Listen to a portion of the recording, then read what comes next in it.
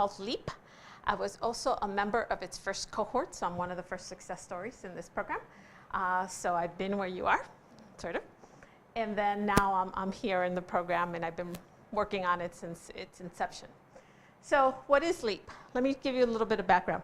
What I think is interesting about LEAP in particular that's different from the other Microsoft programs that we have is this program is not meant to expose you to computer science, encourage you to continue to study in STEM. It's not meant to do that.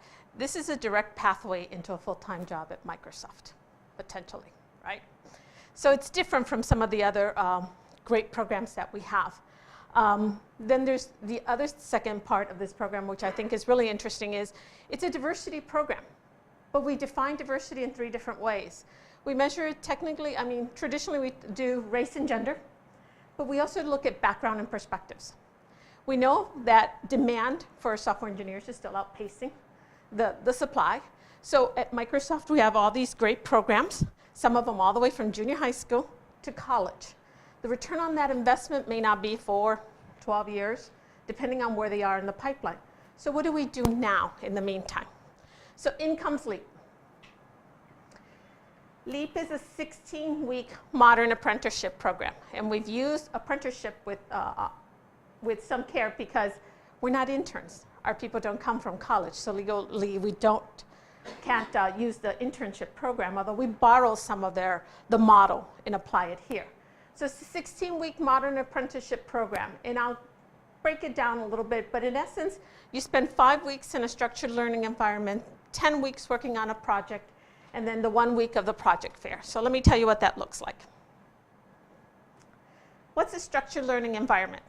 So we have 5 weeks in a classroom setting, much like what you have here with the open space, right? And we do it with 2 reasons, with 2 intentional reasons. One, 75% of our people at LEAP, do not have a computer science background. And in our model at Microsoft, that's still somewhat important. So we spend a lot of time focused on teaching those computer science fundamentals. We're not in any way fooling anybody by saying that you're going to have a computer science degree at the end of the 16 weeks. It's the beginning of the journey. So on Mondays and Wednesdays, we focus a great deal on those skills. So it's computer science fundamentals, programming fundamentals, object-oriented programming. We are a cloud computing company, so we do a little bit of Azure on the cloud services, so you know how to do that. Somebody from Visual Studio comes in and gives us tips and tricks. We spend an entire week on engineering practices. One of the things that we heard from our members was, I am used to, from the Coding Academy, creating my own code base, meaning maybe in a project of 5, there were 5 of us who contributed to that code base. Now I'm in Office 365. I have a big legacy code base. How do I step into that? And so we've added that as part of the engineering practices that will help you, because Microsoft's been around a few years, and so the code base in a lot of these products is well established. So we have that. We spent, I'll just let it ring. Anyway, then you spend Fridays on non-technical skills. We believe that those are important as well. It could be your communication skills, collaboration skills. You may be spending some time, we're going to add this one, presentation skills. Again, feedback that I'm getting directly from the LEAP members. And then we spend some time with the mini projects. The mini projects are meant to augment your learning, so you get hands-on. So in addition to the homework that's being assigned to you, you'll have mini projects. Mini projects are great from my perspective because I try to solicit those directly from the product teams. And they look at it from like, wait a minute, 5 weeks free work and that's all I have to commit to? That's all you have to commit to. You need to get us a lead to somebody who can help them technically. But if you have a small project for 5 weeks, we can do that. And from my perspective, not only do they gain something, but you gain something as well, because now you are interacting with a team that didn't even sponsor you. So that's a set of people and engineers that you may have not been able to meet but for the mini projects. So we spend those 5 weeks in that environment. But equally as important, at least for us, we believe for long-term growth and success, we're building a community. So having people in the same classroom that you get to know that are going through a similar journey would be important for that long-term growth. So we do 5 weeks in the classroom learning. Then we spend 10 weeks on an engineering project. each LEAP member is financially sponsored by a product team. That means they pay for your salary, they pay for your equipment, they pay for you to be there.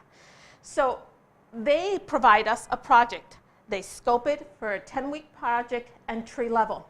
There's one team, and I'm starting to see some teams that don't want an individual project. They're just immersing our LEAP members right into their team, and whatever feature they need to ship, that's exactly what they're doing. So it's an interesting way of doing it, but most of them will create that 10-week project that they have, that they need. You'll be assigned a lead and a mentor. You're immersed in the team. If it's appropriate, you participate in Scrum meetings, and you have one-on-ones with your lead. So you're just a part of the team. I've outlined some of the teams that have sponsored us in the past, and I looked for teams that you have brand recognition, right? We have we're a enterprise company, so there's going to be lots of teams you've never even heard of. But I've put in here teams that you could recognize. The Azure Cloud Computing has sponsored and hired a couple people, all the way to our Xbox team. Xbox came, they sponsored 4, hired 3. So we have great success with that team, and they're coming back for the July cohort, so it's really cool. So you spend 10 weeks in this engineering project. On your 16th week, then you do a project fair. It's really a job fair, because what I tell my sponsors is by the time your LEAP member gets here, let them know if you're interested in interviewing them. Because if you don't, I invite other hiring managers. This time I invited LinkedIn. They're part of Microsoft now, and I also invited other Microsoft vendors, select vendors. And we'll open and broaden the number of people and companies that we invite to that particular project fair. The LEAP members were 2.5 hours, nearly 3 hours, just pitching their projects, showing their engineering projects, getting their resumes out. They were pretty tired at the end, but it was very successful. So, okay, so that's the program as it is. What are we looking for in our ideal applicant? Most of the time, our people come from a coding academy. That's where I recruit most of the candidates for LEAP. But they also have some college. Some individuals may come from a college and have a computer science background. So that's mainly the kind of background we're looking for in the individual. If you're self-taught rather than going through a coding academy, I'm more interested in what you know, not where you learned it. So there's that. Professional work experience. What distinguishes us from, let's say, an intern is that most of our LEAP members tend to have professional work experience. And by that, I'm saying a lot of them come, software engineering is a second career for them. Software engineering is a second career for them. And they come where they tend to be highly educated, they tend to have business acumen, they own a problem end to end, and that's a value to our company, right, in a different perspective. Lots of people in the STEM, other engineering disciplines, and as well as the liberal arts. So we'll have those. And the second typical profile we have for our members tend to be the women, and they're returning moms. They tend to either have a CS degree or had tech experience, took some time off to raise a family, and they're coming back. I'm part of that second profile. So I worked at Microsoft a long time ago, took some time off, and now I'm on my second tour of duty, as I call it. So they come in for, we look for that work experience. How does it translate? How is it valuable? And how can we at Microsoft gain a new perspective from that? So if you don't have work experience, will it keep you from being accepted into LEAP? Probably not. But it's one of those added values that we offer to the teams.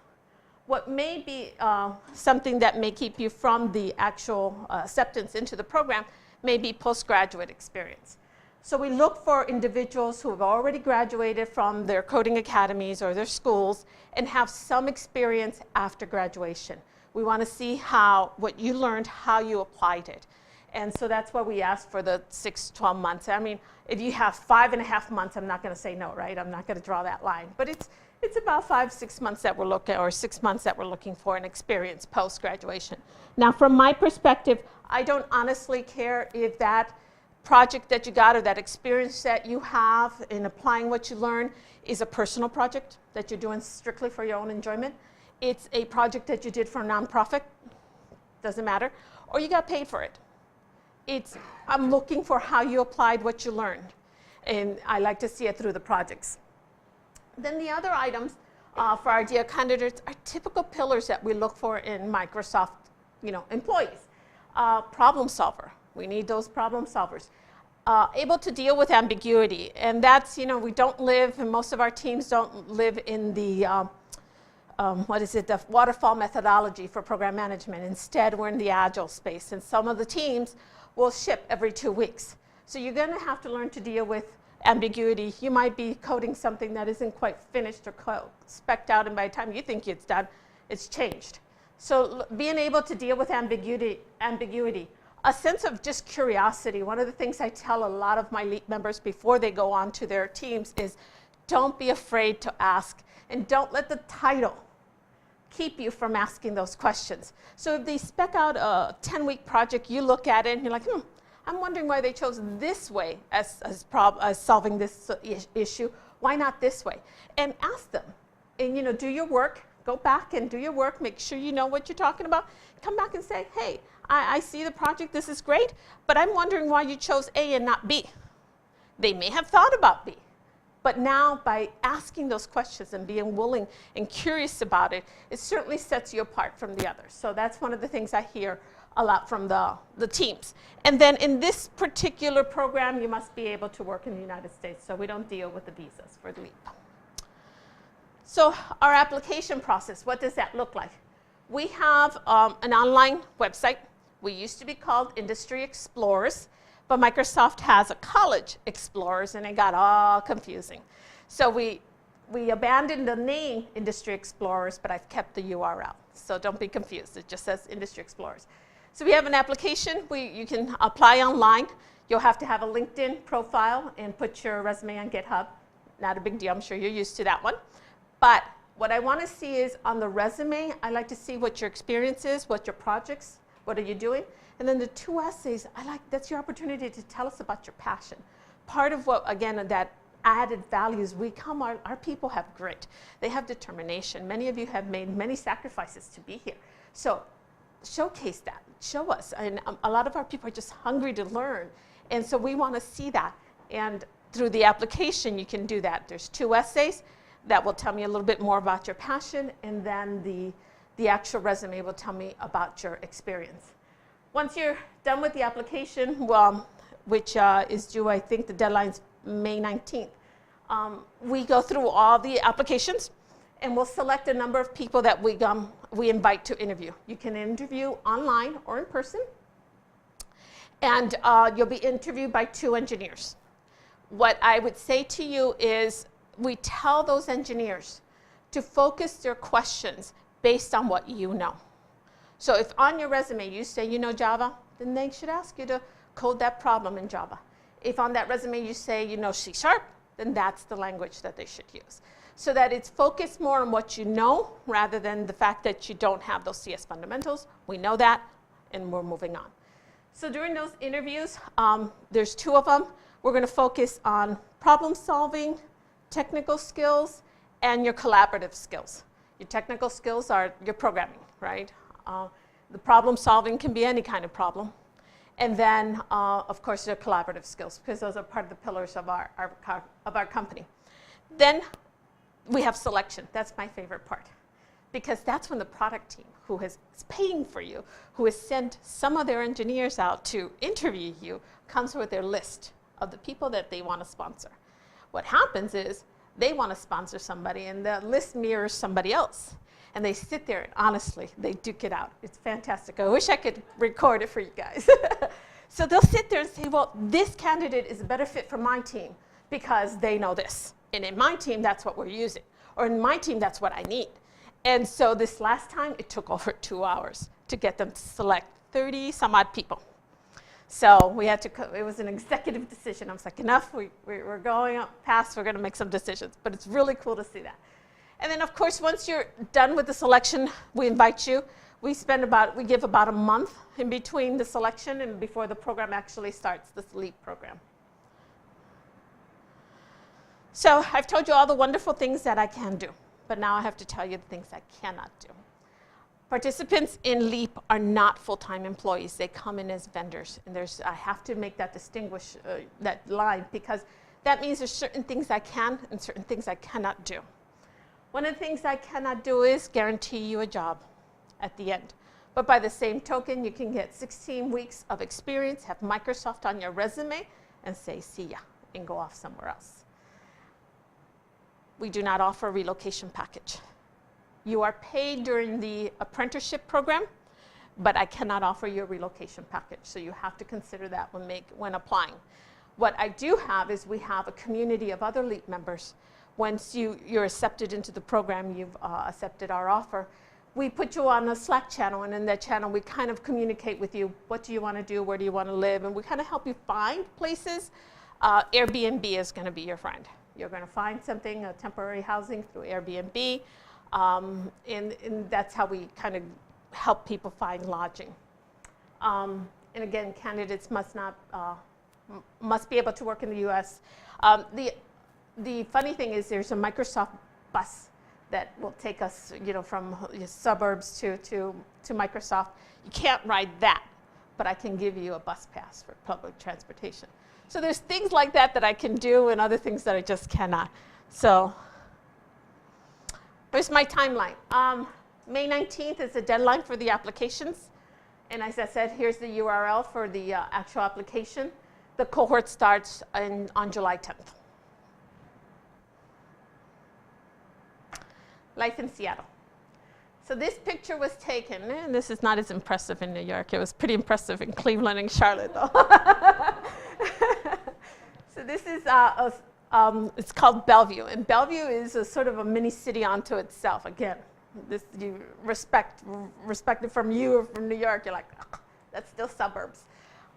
Because when I drive from the airport and I'm taking people, pick up people from the airport, and I drive and they see the skyline, they're like, oh, look at Seattle. It's like, no, that's Bellevue. So it's a small little city. And this is one of the Microsoft buildings. And on the 28th floor is where they have their cafeteria. So when I meet LEAP members there, I always go make them meet me at the cafeteria. On very pretty days where it's clear, you can see the mountains, and it's just beautiful to just see. But anyway, it's a nice place to be. Okay, Seattle. Just a quick information. It is beautiful, but yes, it does rain. And it rains, and it's not real rain. I lived in Syracuse, I've lived in Ohio, I've lived in Florida. It's this drizzle. It's a constant drizzle that happens. And we just learn to live around it, right? People are jogging out there, moms are with their strollers and the kids, and you just learn to live around it. But it does rain. Annually, we don't get as much rain as other cities, but it's this constant drizzle. Ranked one of the 20 best cities in the US. It's a tech hub. You know that Google is out there, Facebook is out there, Microsoft is out there. There's a lot of venture capitalists, a lot of startups and entrepreneurs there, so major tech hub. And despite the rain, Seattleites love their outdoor activities. Lots of hiking and biking and kayaking. And you want a sport, it's out there. They just absolutely love their being outdoors, which is so funny because, it's beautiful, but we don't get a lot of time to be out there. So when we do, we're out there and enjoying every single minute of it. So that's pretty much it. That's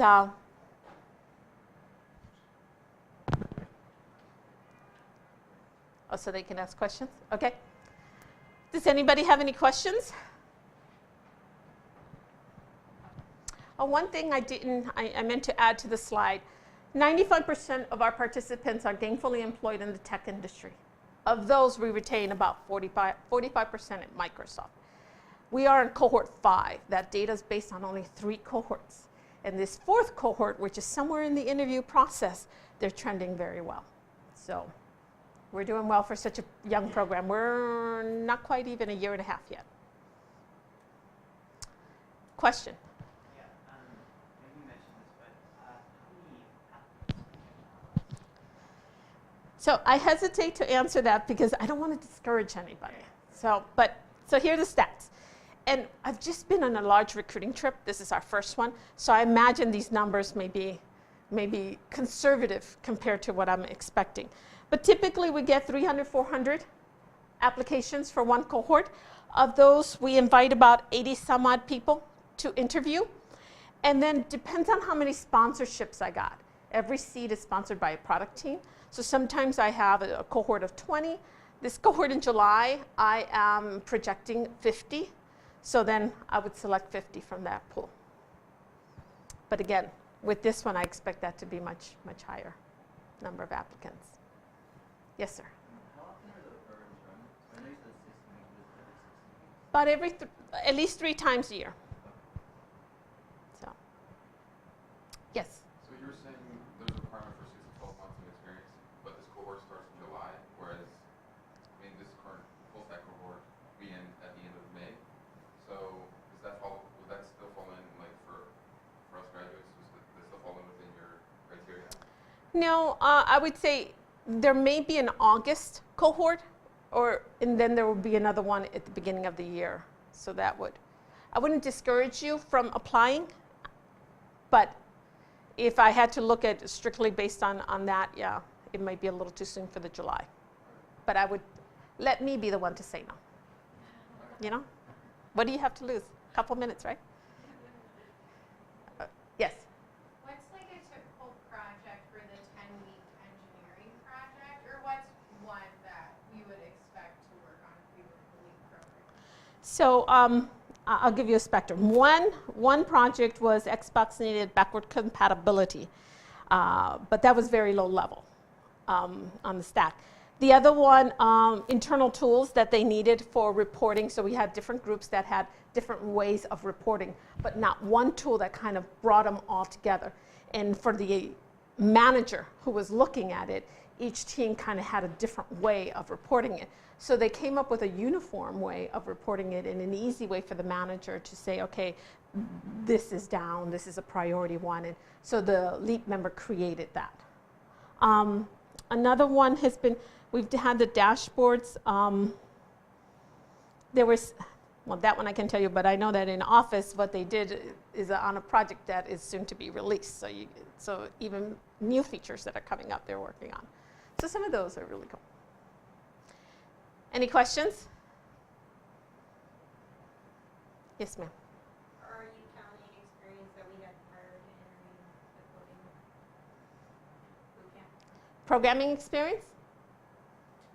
More or less. Okay, because I mean, I've heard of candidates where they go to one school and they learn, let's say, Java. And they've learned Java, but now they want to go and learn C#. And so they have more than 6 months experience in Java, but not necessarily C#. Absolutely, I'd count that. Any other questions? Quiet group, go ahead.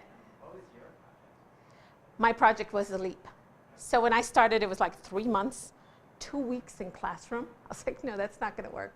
2 weeks in the classroom. And so part of what I had to do is take this program, scale it, grow it, make it more so it's part of the rhythm of the business of Microsoft. So we're there. It's very cool. Through this program, I've gotten an opportunity to meet people that I wouldn't have. So the executive vice president of HR is Kathleen Hogan. We've pitched this program to her. And in my before my Microsoft job, before I wouldn't have had that opportunity.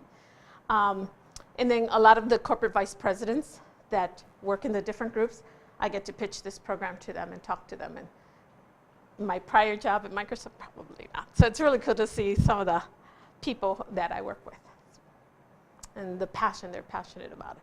Yeah, I get it, Yolanda. Okay, here's how many I'm going to sponsor. Okay, let's go. Any other questions? Yes?